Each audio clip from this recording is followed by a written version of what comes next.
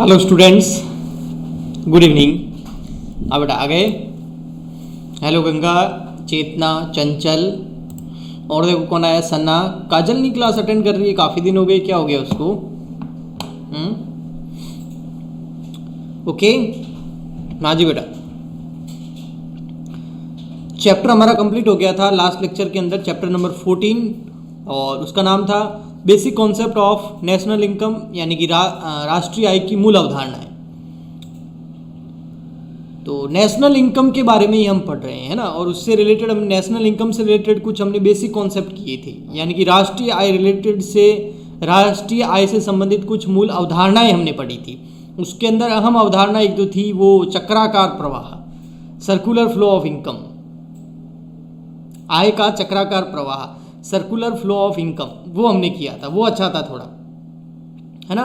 अभी उसी वो कर लिए। अब हम आगे बढ़ेंगे और अभी हमारा चैप्टर नंबर स्टार्ट होगा 16, क्योंकि 15 अपनी कोर्स में नहीं है।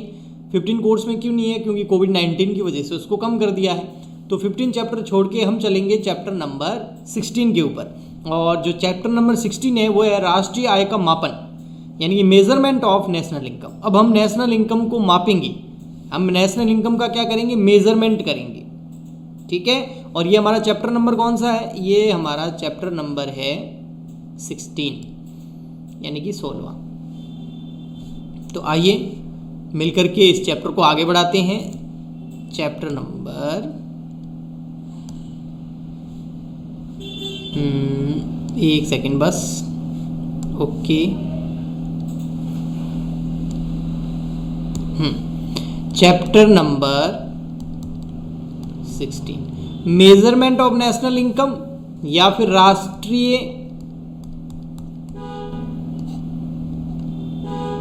आय का मापन, राष्ट्रीय आय का मापन, यानी कि मेजरमेंट ऑफ नेशनल इनकम, राष्ट्रीय आय को हम कैसे मापें, ये हमारा चैप्टर है, चैप्टर नंबर 16, 16वां। ओके, चलिए आगे बढ़ते हैं। और जो राष्ट्रीय आय का मापन है, इसके अंदर हमारा वो काम आएगा, क्या काम आएगा सर? वो वही सर्कुलर फ्लो ऑफ इनकम, यानी कि आय का चक्राकार प्रवाह, हाँ जी, वो हमारा काम आएगा। उसके अंदर दो चीजें हमने पढ़ी थी, एक होता है व्यापार, एक होता है परिवार, याद है? ओके। जो ये राष्ट्रीय आय का हम मापन करेंगे ना, तो इस राष्ट्रीय आय के मापन मतलब नेशनल इनकम को हम मापेंगे, राष्ट्रीय आय का हम माप करेंगे, तो उसमें आपको बहुत सावधानी रखनी होती है ना। नहीं तो क्या है कि कई बार उसमें कई सारी इनकम जो है दोबारा इफेक्ट आ जाता है। तो उन सब को इफेक्ट को ख़त्म करके और हमको एकदम चक्राकार आय का जो चक्राकार प्रवाह है उसको ध्यान में रख करके, सर्कुलर फ्लो ऑफ इनकम को हमको ध्यान में रख करके राष्ट्रीय आय का मापन करना है। तो इसमें ये बोलता है सिंपली कि जो जैसे आपका व्यापार है, ठीक है, और आपका परिवार है, तो व्यापार और परिवार के अंदर आपने जब आय का चक्राकार प्रवाह देखा था, आय का चक्राकार प्रवाह,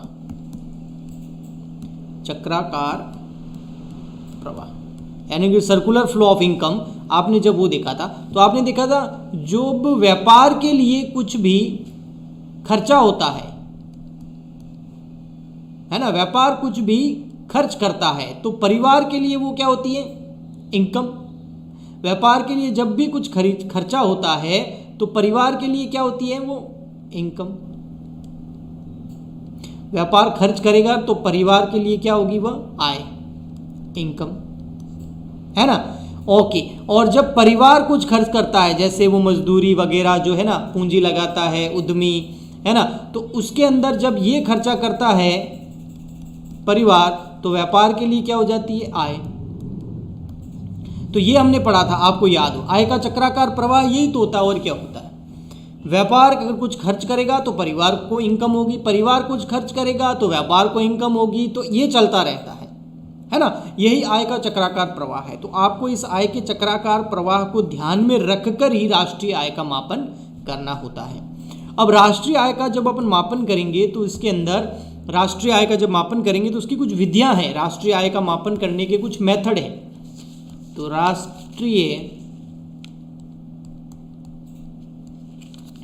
राष्ट्रीय आय की गणना की विधियां। मेथड्स है नेशनल इनकम को कैलकुलेट करने के लिए, है ना, methods for calculation of national income. तो ये जो मेथड है ये आपके सामने है। ये मेथड टोटल जो है वो 3 है। सबसे फर्स्ट मेथड है उत्पादन विधि, प्रोडक्शन मेथड बोल सकते हैं आप इसको, या इसको एक और नाम से पुकारते हैं, वो बोलते हैं इसको मूल्य संवर्धन विधि भी बोलते हैं इसको, मूल्य संवर्धन विधि भी बोलते हैं इसको। तो दोनों एक ही मेथड है, मूल्य संवर्धन विधि बोलो या उत्पादन विधि बोलो, दोनों का मतलब एक ही है और आप इसको उत्पादन विधि नाम से ध्यान रखना। सेकंड नंबर अपन जो राष्ट्रीय आय की गणना कर सकते हैं वो कर सकते हैं आय विधि द्वारा, और थर्ड नंबर जो हम राष्ट्रीय आय की गणना कर सकते हैं वो व्यय विधि द्वारा। ठीक है, अब यहां एक बहुत शानदार पॉइंट निकल के आता है, चाहे आपने उत्पादन विधि से राष्ट्रीय आय की गणना करी हो, चाहे आपने आय विधि से राष्ट्रीय आय की गणना करी हो, चाहे आपने व्यय विधि से राष्ट्रीय आय की गणना करी हो, सबका रिजल्ट क्या रहेगा? समान।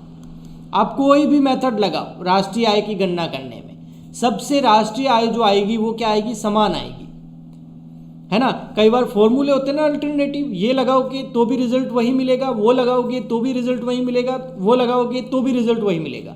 तो आप राष्ट्रीय आय की गणना उत्पादन विधि से करोगे तो उससे जो गणना आएगी, या आय विधि से करोगे तो उससे जो गणना आएगी, चाहे व्यय विधि से करोगे उससे जो गणना आएगी, सबका आंसर सेम ही होगा। लेकिन हम तीनों मेथड लगाएंगे नहीं, हम कोई एक मेथड लगाएंगे, और अधिकतर जो मेथड और सरल मेथड है और जो मेथड लगाया जाता है इजीली, वो लगाया जाता है उत्पादन मेथड। इसको ही ज़्यादा यूज किया जाता है, उत्पादन मेथड को। अच्छा, ऐसा क्यों होता है? अब यहाँ पर क्वेश्चन उठता है कि ऐसा क्यों होता है कि जो प्रोडक्शन मेथड है, जो इनकम मेथड है और जो एक्सपेंडिचर मेथड है, इंग्लिश में आप इसको लिख सकते हैं, इसको बोल सकते हैं प्रोडक्शन मेथड, ठीक है, और इसको बोलते हैं इनकम मेथड, नेशनल इनकम की कैलकुलेशन करना इनकम मेथड से, और या फिर आप नेशनल इनकम की कैलकुलेट कर दो एक्सपेंडिचर मेथड से। तो इनसे रिजल्ट सेम आता है, ये तो मैंने बोला आपने मान लिया, लेकिन ऐसा क्यों होता है आइए हम जानते हैं। उसकी वजह जो है वो मैं आपको बताता हूँ। यहाँ पर जो आपका कुल राष्ट्रीय उत्पादन होता है, कुल राष्ट्रीय उत्पादन, वो इक्वल होता है आपके कुल राष्ट्रीय आय के, और जो कुल राष्ट्रीय आय होती है वो इक्वल होती है कुल राष्ट्रीय व्यय के। सर आप तो फॉर्मूले बता रहे हो, बताओ तो सही ऐसा क्यों होता है। अभी बताता हूं, देखो, कुल राष्ट्रीय जो उत्पादन होगा वो कुल राष्ट्रीय आय लिखना भूल गए, राष्ट्रीय आय, वो कुल राष्ट्रीय आय के बराबर होगा, और वह कुल राष्ट्रीय व्यय के बराबर, यहां लिखना है व्यय। जितना उत्पादन करोगी, एक बिजनेस जितना उत्पादन करेगा उतनी तो उसकी इनकम बढ़ेगी, और एक उत्पादन की जब इनकम बढ़ेगी तो वो उस इनकम में से वो इनकम कहाँ जाएगी? आप बताइए। जैसे कुल राष्ट्रीय उत्पादन कर दिया हमने, ठीक है, वो कुल राष्ट्रीय उत्पादन करने से क्या होगा? व्यापार की आय बढ़ेगी। अब व्यापार की आय कहाँ कहाँ जाएगी? भाई उद्यमी ले जाएगा। उद्यमी कैसे ले जाएगा? लाभ के रूप में, ठीक है। फिर कौन ले जाएंगे? जो कर्मचारी है वो ले जाएंगे। वो किस रूप में ले जाएंगे? वो कर्मचारी जो है वो ले जाएंगे आपके वेतन के रूप में, सैलरी के रूप में, है ना। उसके अलावा आपने अगर ऋण लिया है तो कौन ले जाएगा? बैंक। वो बैंक किस रूप में, या जो भी उधार दे रहे हैं वो किस रूप में ले जाएंगे? ब्याज के रूप में। यानी कि जो कुल राष्ट्रीय आय हुई है, कुल राष्ट्रीय आय कैसी हुई? कुल राष्ट्रीय उत्पादन आपने किया, और कुल राष्ट्रीय उत्पादन को आपने क्या किया होगा? बेचा होगा। जब आपने कुल राष्ट्रीय उत्पादन बेचा तो आपको क्या होगी? कुल राष्ट्रीय आय हो गई। है ना। अब जो कुल राष्ट्रीय आय हुई है वो कहाँ जाएगी, उद्यमी के पास जाएगी, उद्यमी लाभ के रूप में ले जाएगा, कर्मचारी वेतन के रूप में ले जाएगा, और जो ऋण लिया है बैंक से वो ब्याज के रूप में ले जाएगा। ऐसे कि वो सारी की सारी इनकम बढ़ जाएगी। और बाद में ये जो उद्यमी है ये लाभ को क्या करेगा, व्यय करेगा, वेतन को कर्मचारी क्या करेगा, व्यय करेगा, बैंक इस ब्याज को क्या करेगी, वो भी आगे ना आगे इसको खर्च ही करेगी। तो ये सब वही तो हो रहा है, जो बेचा उससे आय हुई और वही वापस क्या होना है, व्यय भी होना है। तो ये सब चीजें हैं तो समान ना। तो या तो आपने जितना बेचा वो ले लो, या आपको जितनी इनकम हुई वो ले लो, या सब जने मिलके जो खर्च कर रहे हैं वो ले लो। तो तीनों समान ही हुए ना। तो किसी भी मेथड को लगाओ आप। अगर आप कुल राष्ट्रीय उत्पादन है, उत्पाद नहीं है ये उत्पादन है, कुल राष्ट्रीय उत्पादन को ले लो आप, उससे आप नेशनल इनकम निकालो वही आएगी। कुल राष्ट्रीय आय ले लो वही भी आएगी, कुल राष्ट्रीय व्यय ले लो वही आएगी, क्योंकि चीज़ तो एक ही है ना। जितना उत्पादन करेंगे उसको बेचेंगे, उससे जो इनकम होगी वह राष्ट्रीय आय होगी, और उसी को बाद में जाके लोग क्या करते हैं, खर्च करते हैं। आया बेटा समझ में, बताओ जल्दी बताओ, समझ आया जो मैंने बोला अभी तक?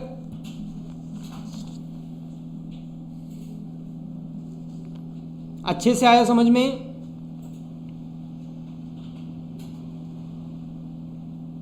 अच्छे से।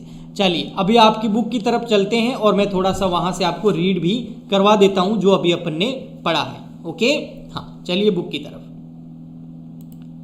आइए, मैं आपको ले जाता हूं आपकी बुक की तरफ। ये रही बुक आपकी, ये देखिए यहां से स्टार्ट है आपका चैप्टर राष्ट्रीय आय का मापन, measurement of national income. Okay, अब देखिए राष्ट्रीय आय की गणना बहुत ही सावधानी की आवश्यकता होती है। राष्ट्रीय आय की गणना करने के लिए बहुत सावधानी रखनी होती है, क्योंकि राष्ट्रीय आय की सही गणना के लिए पूर्ण सैद्धांतिक जानकारी होनी चाहिए। मतलब आपको सारे के सारे प्रिंसिपल जो है, सिद्धांत जो बने हुए हैं उसकी जानकारी होनी चाहिए, तभी आप नेशनल इनकम की गणना कर सकते हो। राष्ट्रीय आय की गणना के आधार पर आर्थिक विश्लेषण निकाले जाते हैं कि अब क्या होगा, फ्यूचर में क्या हो सकता है, कितनी राष्ट्रीय आय बढ़ेगी घटेगी, वो विकास की दर क्या है वो निकाली जाती है। नीति निर्धारण होता है, कई सारी पॉलिसी गवर्नमेंट निर्धारित करती है और उनको फिर इम्प्लीमेंट भी करती है। राष्ट्रीय आय की गणना की विधियां भिन्न भिन्न दृष्टिकोण पर निर्भर करती हैं। पूर्व के अध्ययन से स्पष्ट है कि एक देश में राष्ट्रीय आय का चक्राकार प्रवाह होता है, सर्कुलर फ्लो ऑफ इनकम होता है। राष्ट्रीय आय के चक्राकार प्रवाह के कारण एक पक्ष का व्यय दूसरे पक्ष के लिए क्या होता है, आय होता है। क्या बोला, एक पक्ष का व्यय दूसरे पक्ष के लिए क्या बन जाता है, आय बन जाता है। अब परिवार के लिए व्यय तो व्यापार के लिए आय, व्यापार के लिए व्यय तो परिवार के लिए आय। ठीक है, ये चक्राकार प्रवाह के लिए होता है। ठीक है, आगे इसलिए राष्ट्रीय आय की गणना की विभिन्न विधियां जो है उससे हम जानकारी करनी चाहिए। तो राष्ट्रीय आय की जो गणना की विधियां हैं वो आपके सामने तीन हैं, एक है उत्पादन विधि, एक आय विधि, एक व्यय विधि, जैसा कि मैंने आपको अभी बताया। ओके, सही दिख रहा है सब? हाँ जी, तो आगे बढ़ते हैं। राष्ट्रीय आय की गणना उत्पादन विधि, आय विधि या व्यय विधि है। किसी के द्वारा करने पर राष्ट्रीय आय के प्रवाह की मात्रा समान ही रहती है। किसी भी मेथड से कैलकुलेट करो वो समान ही रहेगा। यह समानता रहने का मूल कारण क्या है, ये समान क्यों रहती है, इसका कारण क्या है? तो वो मूल कारण मैं आपको बताता हूं। एक देश में जितना भी उत्पादन होता है उसे बेचकर जो प्राप्त धनराशि होती है ना, एक देश में जितना भी उत्पादन होता है उसे बेचकर जो भी धनराशि प्राप्त होती है वो हम क्या करते हैं, उत्पादन में जो सहयोग करने वाले होते हैं, कौन करने वाले होते हैं, जैसे श्रम हो गया, पूंजी हो गई, भूमि हो गई, तकनीक हो गई, संगठन हो गया, साहस हो गया, उनको हम क्या कर देते हैं, वितरित कर देते हैं। मैंने वही तो बताया आपको। यहाँ देखिए, जो उत्पादन से जितना भी बेचा उससे जितनी भी इनकम हुई हमें, ये इनकम और ये उत्पादन बराबर हो गए। अब इन इनकम को हम क्या कर देते हैं, वितरित कर देते हैं। जिन लोगों ने उत्पादन करने में हमारी क्या करी थी, योगदान दिया था, उनमें हम वितरित करते हैं। श्रम में जो है हम मजदूरी देते हैं, पूंजी पर ब्याज, भूमि पर हम कर दे देते हैं या लगान दे देते हैं या किराया दे देते हैं, तकनीकी पर हम फीस दे देते हैं, संगठन को हम सैलरी वेतन वगैरह दे देते हैं, साहस को हम लाभ दे देते हैं। तो जो उत्पादन से बेचा उससे जो इनकम हुई उसको हमने वितरित कर दिया। अब इन सब की आय हो गई, अब सबके पास इनकम होगी, अब ये सब लोग क्या करेंगे, देश के लोगों के पास जितनी आय होगी वह उस सीमा तक उनका क्या करेंगे, खर्च करेंगे, जितना होगा उतना ही तो खर्च करेंगे। तो इतना कमाया, 2 लाख आय भी, 2 लाख वितरित करी, वापस खर्च भी कितनी होगी, 2 लाख ही होगी। तो ये तीनों चीजें क्या हो गई, समान।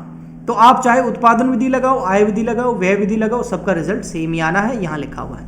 अतः देश का कुल उत्पादन देश की कुल आय हो जाती है। एक देश के लोगों के पास जितनी आय होती है वह उस सीमा तक वे व्यय उसको क्या करते हैं, खर्च करते हैं। अतः देश की कुल आय देश के कुल व्यय के रूप में बदल जाती है। इस प्रकार हम कह सकते हैं कुल राष्ट्रीय उत्पादन, कुल राष्ट्रीय आय और कुल राष्ट्रीय व्यय इक्वल होते हैं। तो यहां अपन लिख सकते हैं total national income, national production, total national production, English में क्या बोलेंगे इसको, टोटल नेशनल प्रोडक्शन। इंग्लिश में भी याद रखना, इसको क्या बोलेंगे हम, टोटल नेशनल इनकम। इसको क्या बोलेंगे हम, टोटल नेशनल एक्सपेंडिचर।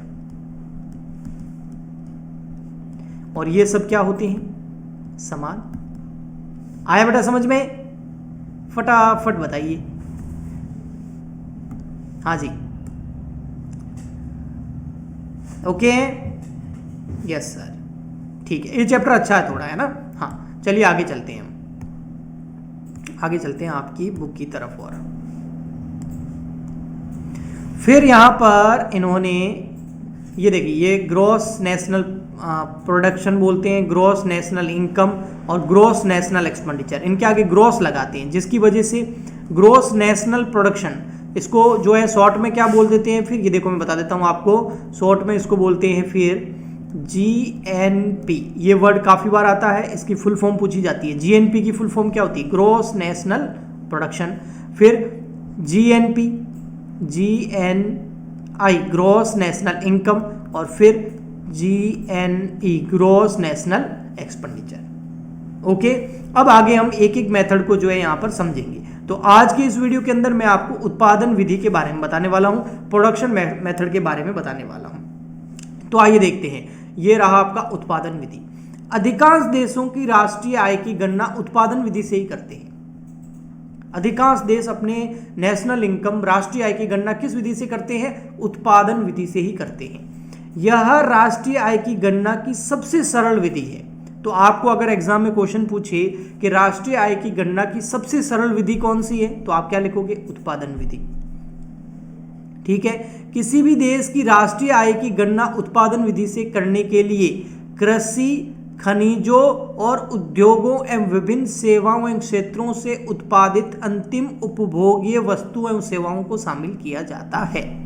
यह ज्ञात रहे कि यहाँ अंतिम उपभोग्य वस्तु एवं सेवाओं का उपभोग उपभोक्ता अपनी दैनिक आवश्यकताओं या एक उत्पादक द्वारा उत्पादन निवेश के लिए किया जाता है। इसका मतलब क्या है, मैं आपको यहाँ बताता हूँ। देखो, जो अपना फर्स्ट मेथड कर रहे हैं आप, उत्पादन विधि,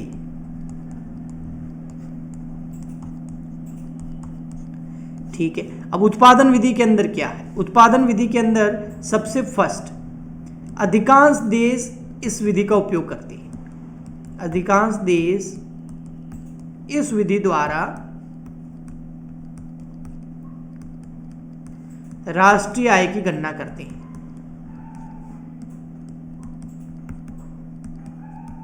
गणना करते हैं, इस विधि द्वारा राष्ट्रीय आय की गणना करते हैं। सेकंड, यह सबसे सरल विधि है। राष्ट्रीय आय गणना करने के लिए सबसे सरल विधि। इस विधि में कृषि, उद्योगों या एवं सेवा क्षेत्र जो भी है, सेवा क्षेत्रों, 3 क्षेत्र उत्पादन करते हैं, द्वारा किए गए उत्पादन को शामिल किया जाता है। किए गए उत्पादन को शामिल किया जाता है,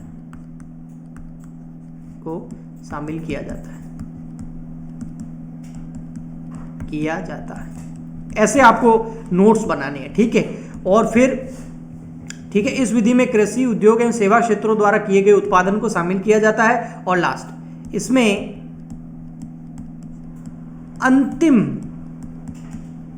अंतिम उत्पाद को शामिल किया जाता है, अंतिम उत्पाद को ही शामिल किया जाता है। फिनिश गुड्स को, अंतिम उत्पाद को शामिल किया जाता है मतलब फिनिश गुड्स को शामिल किया जाता है।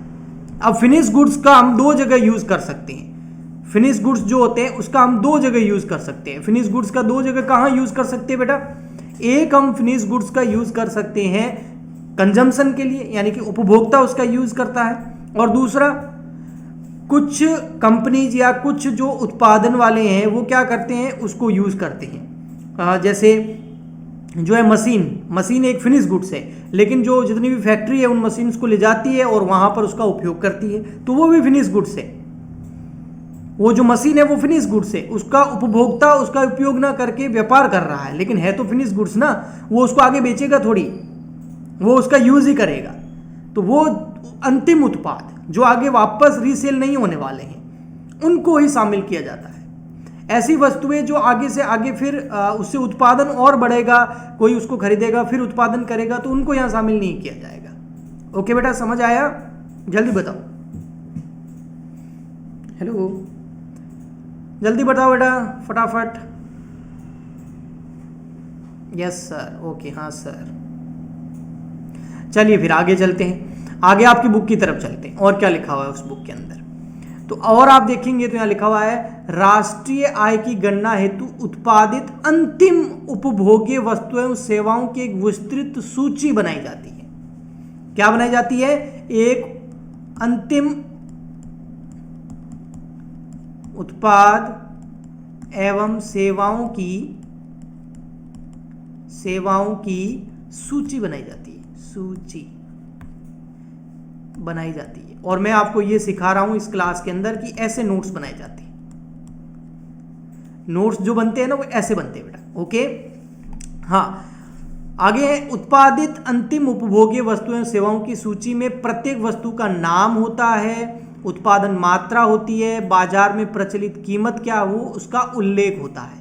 इसका एग्जाम्पल आपके सामने ये रहा, ये देखिए, ये आपको दिख रहा है। ऐसी सूची बनाई जाती है। ऐसे आप वापस वहां पर उसके नीचे बना दो कि ऐसी सूची बनाई जाती है। क्रम संख्या, उत्पादित वस्तु है, सेवा का नाम, उसकी मात्रा कितनी है, बाजार में कीमत कितनी है और टोटल उसका मूल्य कितना है। ऐसी एक सूची तैयार की जाती है उत्पादन विधि से राष्ट्रीय आय की गणना करने के लिए।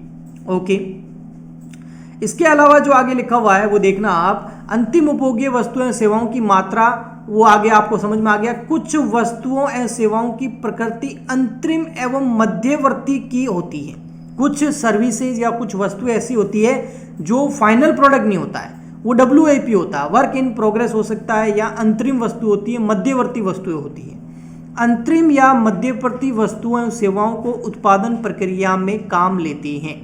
इन वस्तुओं को हम क्या करते हैं? उत्पादन करने में काम लेते हैं। तो अंतिम एवं मध्यवर्ती वस्तुओं सेवाओं को राष्ट्रीय आय की गणना में सम्मिलित नहीं किया जाता है, सम्मिलित नहीं किया जाता है।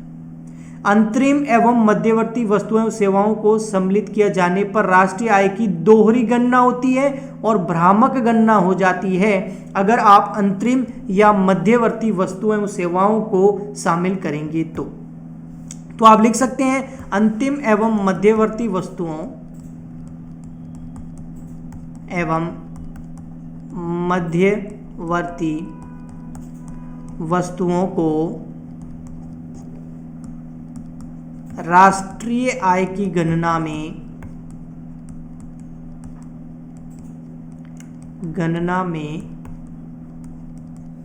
सम्मिलित नहीं किया जाता है, नहीं किया जाता है। ये आपके पूरा का पूरा उत्पादन विधि की कुछ जो है स्पेशल पॉइंट आपने यहाँ पर लिख दिए ताकि आपको थोड़ा आसान रहे ये समझना और पढ़ना। ठीक है, आगे देखो, उत्पादन विधि से राष्ट्रीय आय की गणना करते समय कई बातों को ध्यान रखना चाहिए।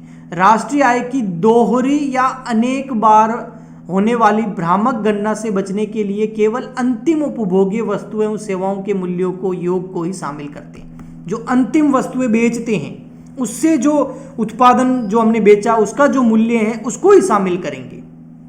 इसलिए मध्यवर्ती और जो ये अंतरिम वस्तुएं जो होती है मध्य में यूज आती है उसको नहीं शामिल करते, उससे आपकी दोहरी गणना हो जाएगी, भ्रामक गणना हो जाएगी। तो राष्ट्रीय आय की दोहरी गणना से बचने के लिए उत्पादन विधि की मूल्य संवर्धन विधि का प्रयोग किया जाता है। उत्पादन विधि के अंदर ही एक विधि होती है मूल्य संवर्धन विधि। तो इन दोहरी गणना से बचने के लिए हम कौन सी विधि का उपयोग करते हैं?